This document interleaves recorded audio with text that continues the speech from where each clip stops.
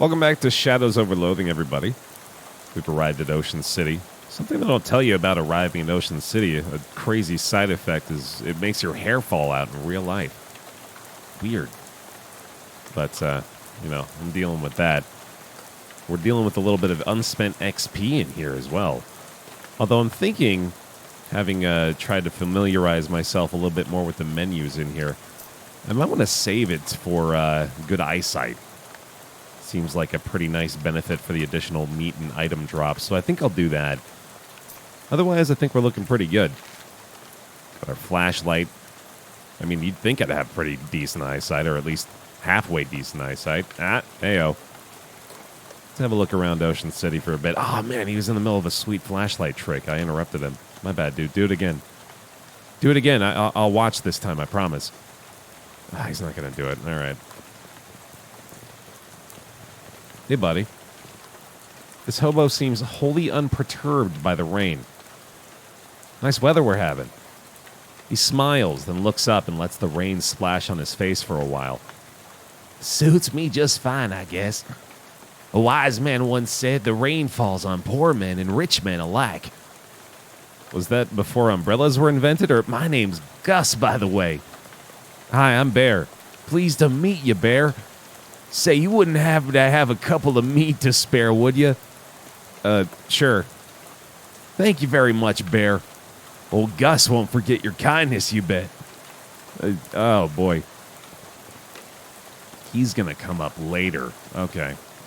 And I won't remember. That's the important thing we're all collectively remembering here as I begin a YouTube series anew, is the fact that, unfortunately, we have to rely on Baer's puny old tiny pea-sized peanut brain to try to recall any information that has previously been provided to him.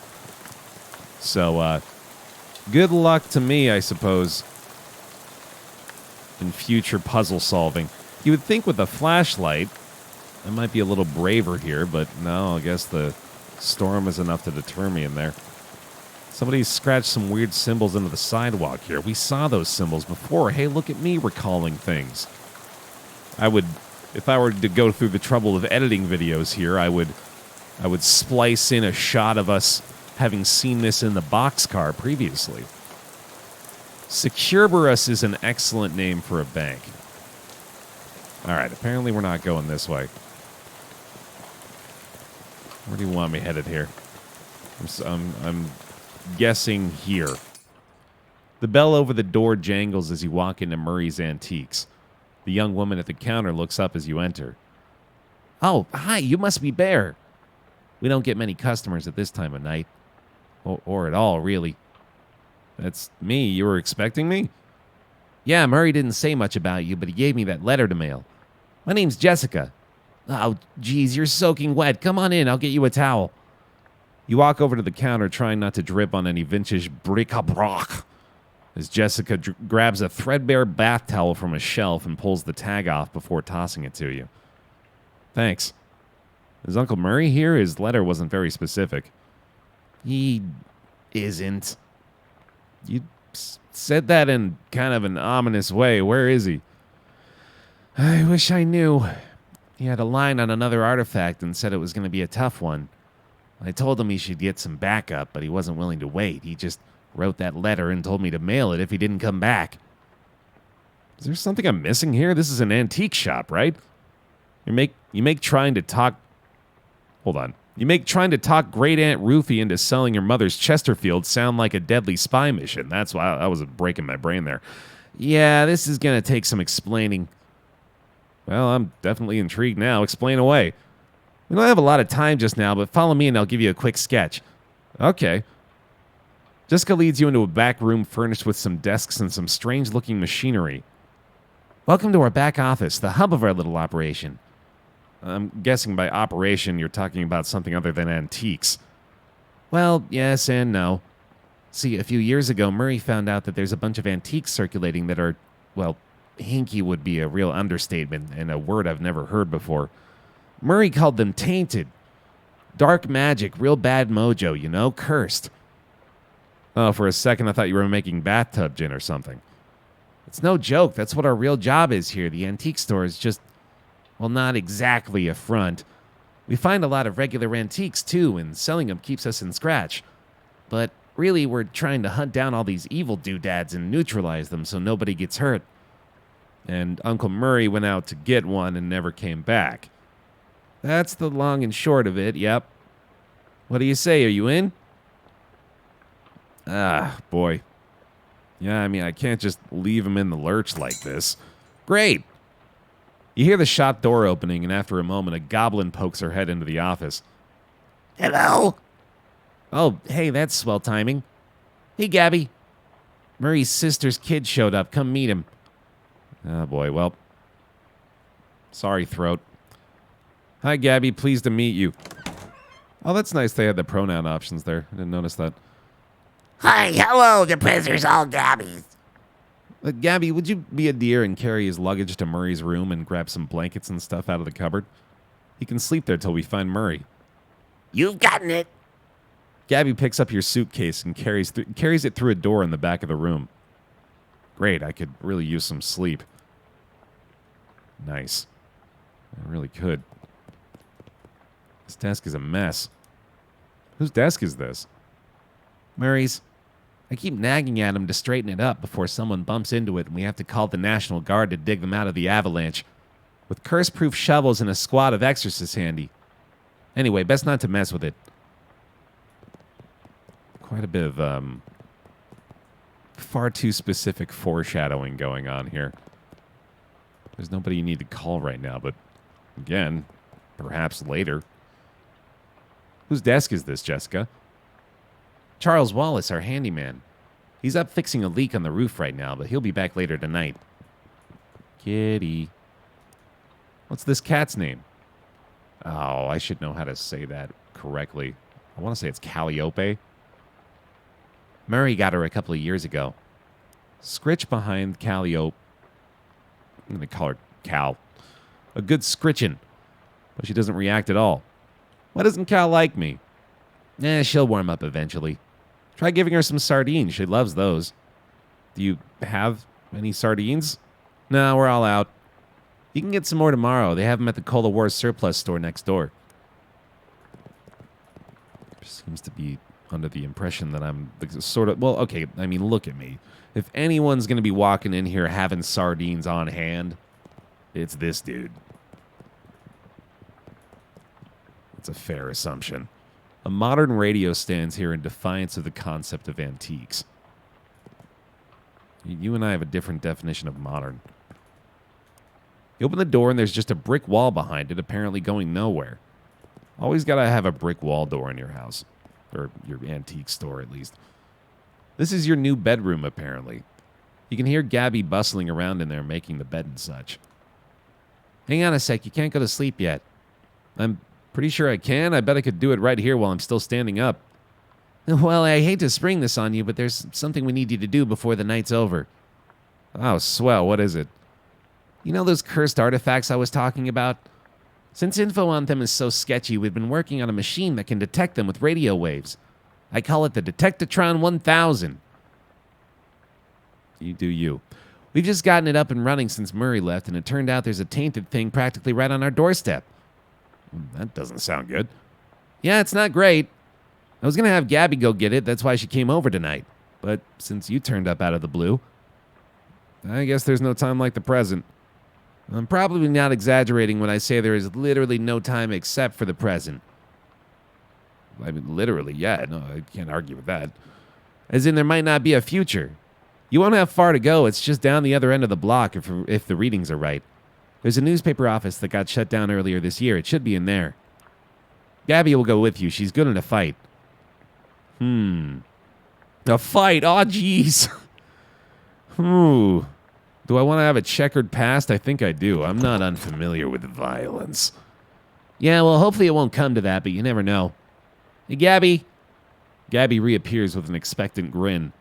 Go to the newspaper office with Baer and help him get that hat, okay? Okay. Gabby's ready for an action. Let's mosey. Gabby has joined you as a companion. Make an excited sigh. Ha! All right, fine. You said it's a hat? A cursed hat? According to the readout, yeah, men's fedora probably. I figured. And I'm supposed to, what, just break in and take it? Well, not break exactly. I managed to finagle a spare key out of the guy at the realtor's, out of the guy at the realtor's office. Good Lord. I'm pretty sure that still counts as breaking and entering. You'll be in and out and back here and in bed before you know it. Jessica gave you this key to the newspaper office so you could retrieve a cursed hat. Yay. Gabby grins and gives you a thumbs up. How you holding up, Gabby? It's all the berries. You know, Gabby, it's been a few years since I spent time in Ocean City, but I don't remember it being this run down. Why did I voluntarily decide to get into small talk with the goblin? That's a true thing to say. It used to be much more clean and shiny. What happened? The economy's terrific elsewhere in the country. No idea. Economics not the house Gabby keeps my wheels in. Yeah, no, we'll cut it off there. Save myself some stress. Cool. All right, we're going down the block, I guess. I did want to try to sneak in and get some sardines. Gabby, you know where to go? I guess I should have paid a little bit more attention. How you holding up, buddy? Gus smiles at you and continues to enjoy getting rained on. Probably nothing you want in there. I'm guessing, right, yeah. No, she said it was the, which building did she say it was? This one? That's right, the old newspaper office. Time to bust in here and find a weird cursed hat. Take a deep breath and unlock the door. Give the key to Gabby for safekeeping. The watchful eye. So that's the thing I was talking about with the puny bear brain. 5-second memory. That's what streaming does to you. Oh, hey, it's one of those new Arcane Press newsfeed things. High tech. Prohibition agents confiscate 40 barrels of wine.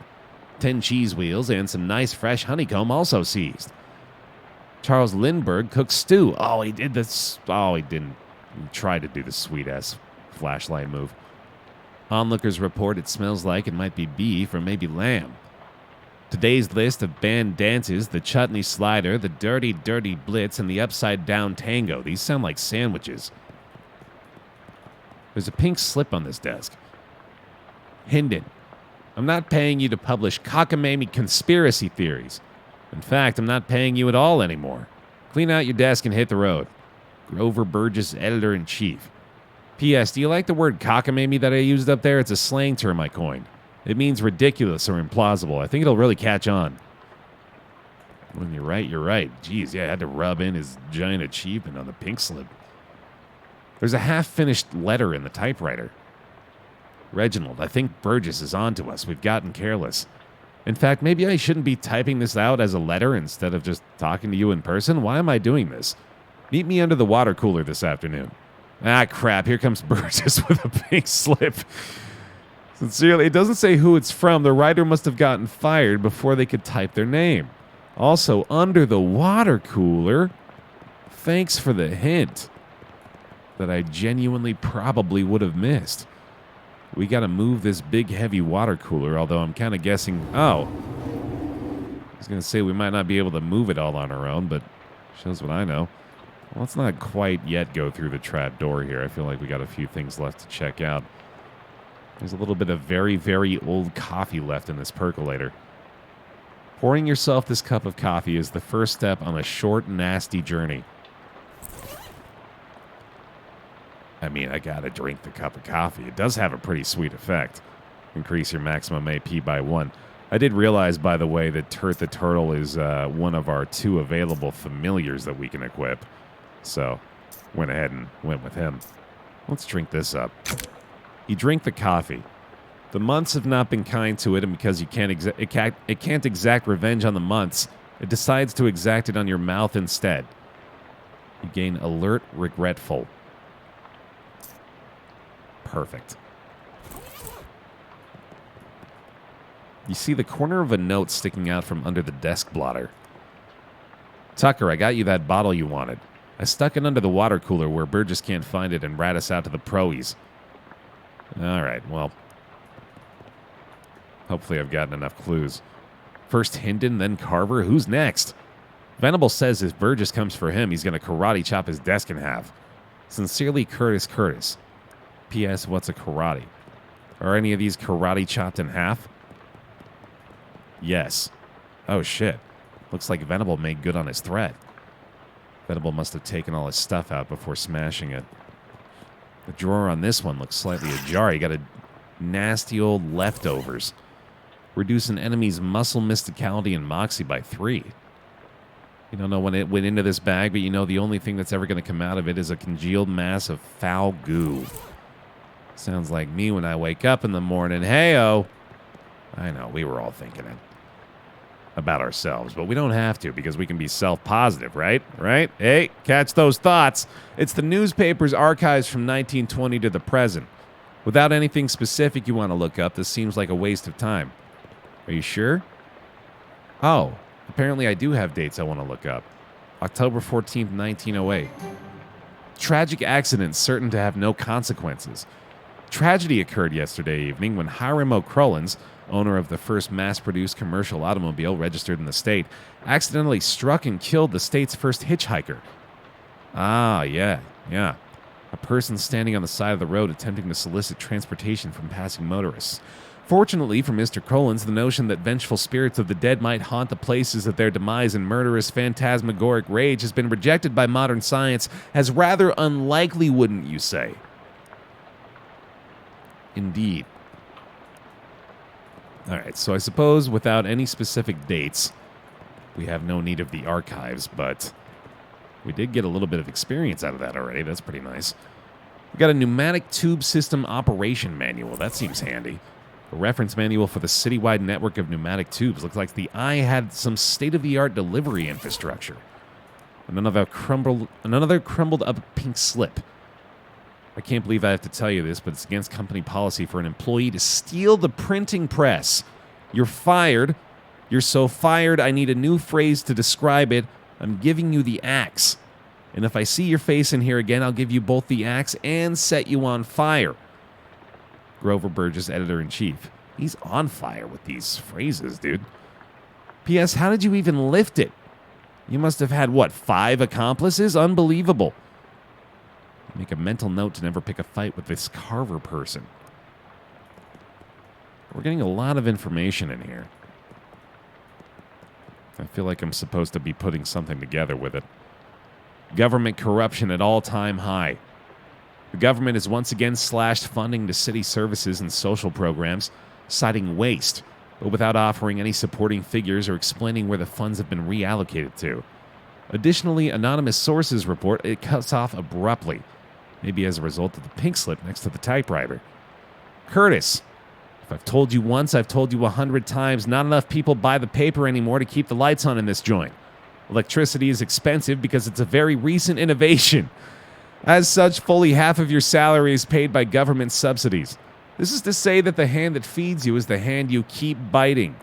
We go way back, buddy, but you've given me no choice. Clean out your desk and scram. Everybody got it, dude. Everybody got that axe. All right, so we got that one, of course, already. I think we read this. Yeah, I got this handwritten note, so that might be just about it. Oh, whoever worked at this desk forgot their cufflinks.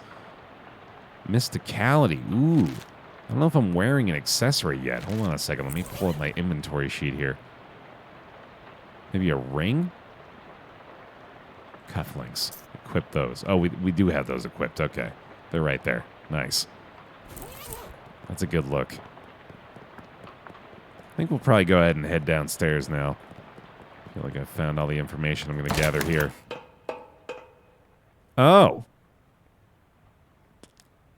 You know, part of me feels like I should have seen this coming, but I'm going to go ahead and forgive myself. It's a calendar from 11 years ago.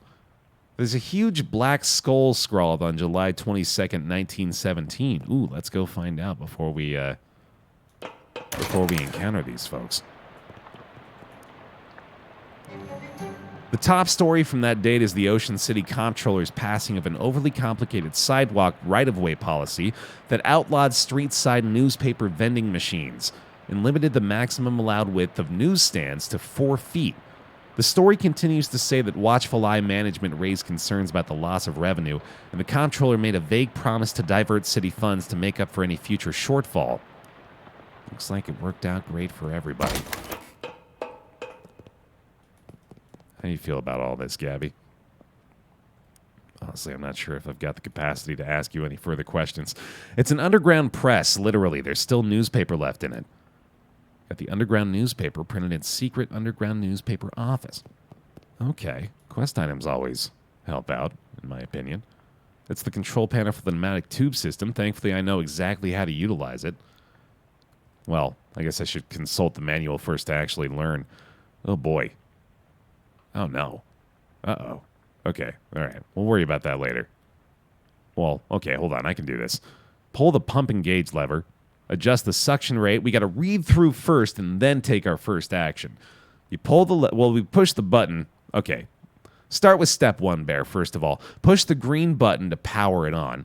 We'll do that first. Then we'll pull the pump and gauge lever. Then we'll follow this set of instructions here. Adjust the suction rate according to the pressure diagnostic indicators. There's going to be either a red, blue, or green light. We're going to have to set it either to A, E, or D. I don't know if I'm going to have to memorize that stuff. I'm sure I'm going to be able to consult the manual again at some point. We'll push the button. We'll pull the lever. A yellow light is glowing on the console. My brain is broken. Consult the manual. Hold on. A pleasing kerchunk, the motor noise turns into a sort of loud, windy whine. There's nothing that says yellow. Oh, all right. I guess we'll just go ahead and abort for now. Huh. Maybe come back later. I feel like we're going to have to fight these guys. 2 moist fellas standing between you and that abandoned hat over there. Not wanting to get any closer to them, you choose to interpret investigate as squint at them from a short distance away, which is probably for the best, as it might be bad for your mental state to see them in too much detail. These humanoid creatures are between 5 and 6 feet tall, hard to judge because of their hunched-over posture, and covered with scales that glisten slickly in the dim light, though you can't tell if this is a natural luster or due to being covered with oily sewer filth. More notable, of course, is the fact that they have huge fish heads. Sorry if I buried the lead there, but, saving the dramatic part for last and all. Their huge, bulging, round eyes glare at you out of the darkness, faintly luminous like radium watch dials, and they hiss and glurble at you between rows of pointed shark-like teeth. Gill slits on the sides of their heads open and close like thin, wet mouths gasping for air, or whispering terrible secrets, whichever seems more likely to you. It appears they're very displeased to see you, but are smart enough to hold off on attacking until they've judged how much of a threat you are. We'll dive in and fight them. All right. We've got our pistol still with us, of course. The haunting quack available as well here. And I've got our nasty old leftovers, but I feel like I'm probably not going to need those. We're going to be hitting for 4 damage now with the pistol shot. That's pretty damn good. We got 2 AP now as well. We'll start with the thrown rock. It's always a solid option. And then shoot him with the weapon. BaerTaffy shoots the spitting fishman, and it's defeated. Gabby's got the flap slap. Gabby will slap burly fishman for 3 physical damage, or she can heal all allies for 5. That's pretty nice. I like the flap slap. Now, I think Turt's going to go for a heal, right? There we go. All right. GG. That was pretty simple. Turns out when you have a gun, combat isn't too hard. So much for those things that you'd rather not think about any further. This must be the hat Jessica wanted you to recover. Terribly cursed fedora. Nothing good can come of this. An ominous, vaguely person-shaped stain on the ground. Nothing good can come of this. I could have sworn that was a ladder, but now that I see very clearly what it actually is, a pipe of some sort, I feel a little silly. Well, I kind of want to try to do this again. Maybe we just go ahead and give it a go? It's the worst that could happen. Push the green button, pull the lever, yellow light, turn the knob. The options range from A to G. You know what? I bet we can figure this out by going back to the manual. Hang on a second. If it's a yellow light, that means it's between blue and green. So that means it's just between E and D. There's nothing between E and D. Damn it. I thought I'd really figured it out. D.5. I guess maybe F? I don't know. What's the order of the colors? Maybe that's the thing. Maybe it's like a rainbow.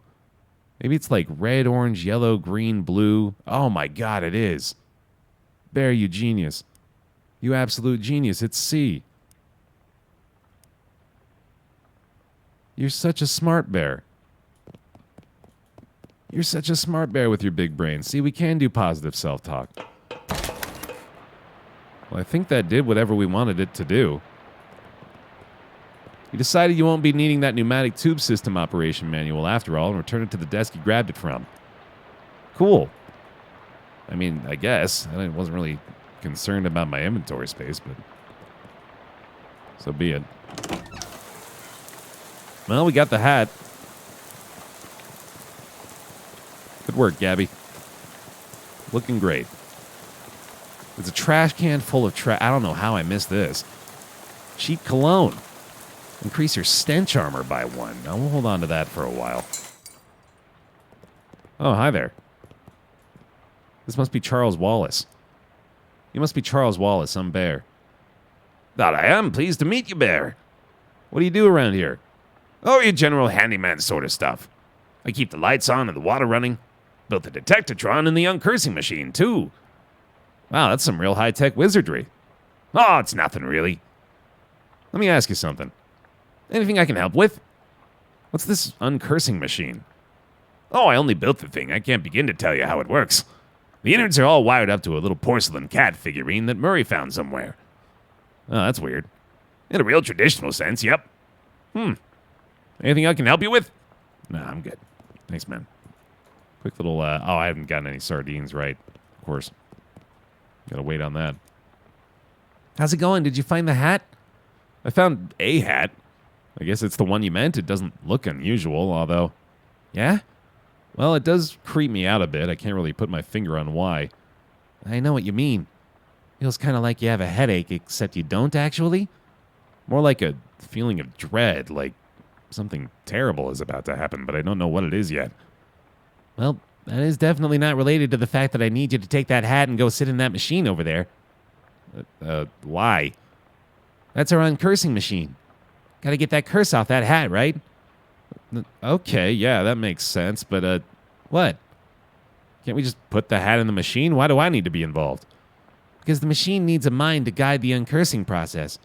Together, you'll lift the curse from the hat and transform it into a sort of allegorical dream space that the machine can transfix. What? Sorry, I know it's a lot. Let me rephrase. The uncursing machine uses your subconscious mind to drive a wedge between an item and its curse. The item is cleansed relatively easily, but that doesn't negate the curse fully. Once separated from the item, the machine stores the curse and allows you to psychically project into it, the opposite of physically, to try and resolve the metaphorical scenario at the core of its existence. That's where things can get a little weird. Yeah, I know it sounds crackers, but you'll just have to give it a try to understand. Okay. I'll just go sit down. You sit in the chair, which is surprisingly comfortable, and pull the weird metal dome thing down over your head. No sooner have you sat down than the machine with a hiss positively whiffs the fedora straight up into the dome. The hat rattles around in there angrily like a snake in a cement mixer, and after a good loud minute, flops limp and wet into your lap. Whatever ominous energy once possessed the terrible cursed hat is gone. It is now simply a terrible hat. Plus 1 muscle. But the curse itself still lives, transfixed as a dreamlike construct within the machine. Now, how do I get rid of that curse? See, curses are like energy, Baer. They can't be created or destroyed, only changed. Can't remember who said that. Isaac Newman? Newton? Newton Newman, yeah. That machine knows how to take a curse from one object and put it on itself, but as for how you change a curse, well, I don't know. That's some higher consciousness spiritualist stuff. Don't know much about that. I'm more a Newton Newman sort of guy. The fedora's curse bounces around the innards of the machine, daring you to come project your consciousness inside it. Yeah, I'll do that.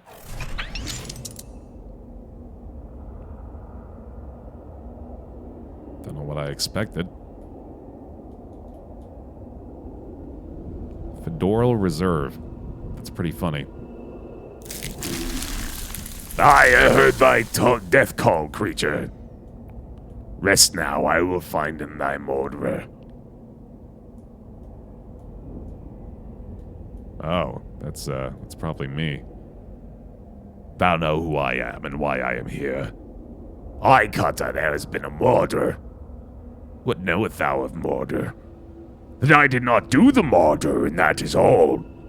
What mo have thee for me? Only this. I am one of 3 brothers. One of us always telleth the truth. One of us always lies. And the third of us does not specken at all, but honks. If I find in thee a liar, there's no thing I can do to save in thee. I, Cutter, thou art the servant of the wood. Blessed be. Big power in the wood today, Cutter. Aye, a tree has fallen in the forest, and it has made a sin. But not me a sinner, that I assure thee. Thou claim to be without sin. None of us is without sins, but mine do not run to murderer. Then whose? Look for my brother. Thy brother speckens of 3 brothers. One who always lies, one who always telleth the truth, and one who does not specken at all, but honks. What specken thee of this? This is fairy talk. No thing is honkin' in this land since Mother Duck laid the big egg. No honkin' since then. No, sire. Well, once we find something that honks, we know who the liar's gonna be. Something is rotten in the wood, Cutter. I am order. With perversions at its source. Speak to me of perversions. I have no thing to say, for I do not tarry with them. What do thou telling me? I'm troubled by the murder, beloved, I know no thing. I warn thee, my forgiveness makes no room for liars. Thou wilt do what thou must, Cutter, I have no doubt. Now make like a tree. My goodness.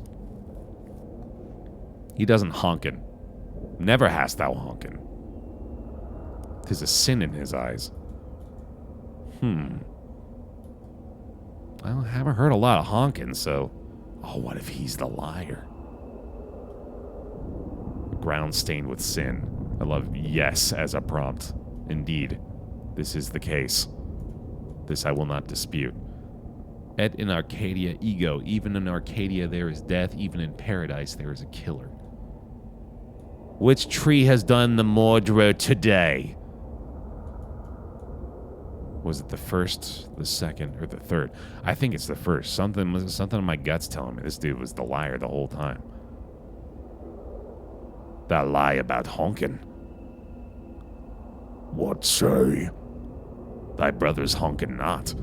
Thou wouldst lie to the cutter of the wood. Thou wouldst do murder in the wood. Aye, thou hast the right of it. I sought only to distract in thee while I'm making my escape. Goodbye, Cutter.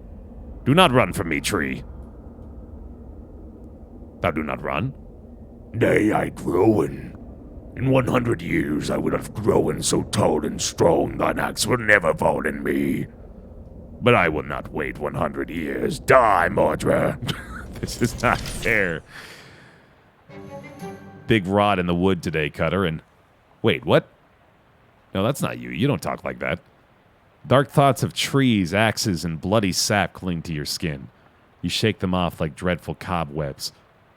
You're not sure what just happened, but as soon as you turn over the formerly terribly cursed fedora in your hands, you feel confident that the curse which plagued the starchy little felt thing is finally gone for good. You put the hat back on, it nearly sparkles now. +5 max HP. Now all you got to reckon with is whether you're the kind of guy who goes around wearing a fedora. It'll do. It'll do. Ah, God. Well, if Charles likes it, I guess. I like it well enough.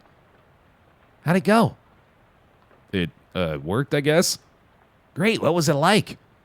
I had some kind of crazy dream. There's a woodcutter that was me, I guess. And these talking trees, and one of them had sinned. You know what? Never mind. Some kind of crazy dream is plenty for me. All right, good. I'm going to go to bed. Finally. Well, all right.